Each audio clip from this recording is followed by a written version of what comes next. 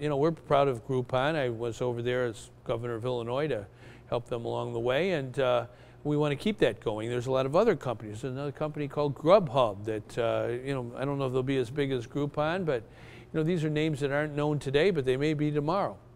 Lots of jobs are created by smaller companies, sometimes less than 5 years old, that have ideas that percolate and germinate and grow, and so we try to nurture those kind of companies. I think it begins with education.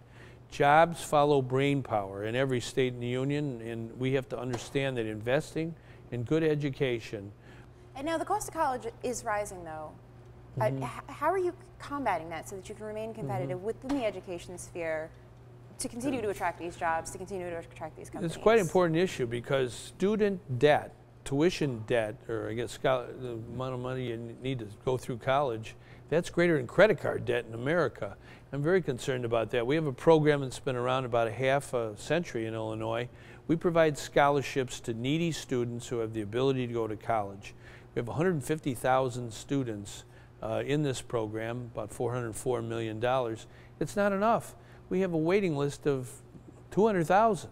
And so that's one of my jobs, I think, in the coming year, to get more investment in the scholarship programs. The one concern about these jobs is they do take a lot of education, and not everybody has that education. How do we create jobs, I would say, for the people who don't have bachelor's degrees, who for them, for whatever reason, it's not the right path? How do we start that? There's a lot of people that are in that category, and I think community college is very, very important. You know, the people we have going to community college are all over our state. It is for the community. I'll give you an example. We had 15 young veterans come back from Iraq. Many of them had been in combat, and really tough combat, and I know one in particular. He was having a tough time when he came home finding a job. So we went to a community college. We set him up with this program.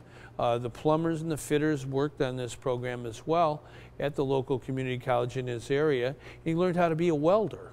And if you're a welder, anybody watching, you got a job for life. And so 15 young veterans got jobs and union cards being welders. What do you think of the Occupy Wall Street movement and, in turn, the Occupy Chicago movement? I think it's healthy. I think democracy is not a spectator sport, and we don't watch a handful of politicians squabble. And I think it's very important sometimes to walk and assemble and to use the power of speech and press. That's the American way. And so it's very healthy, I think, to have people letting Wall Street know that some mistakes were made in the past that hurt a lot of Americans. We're not going to let them do it again.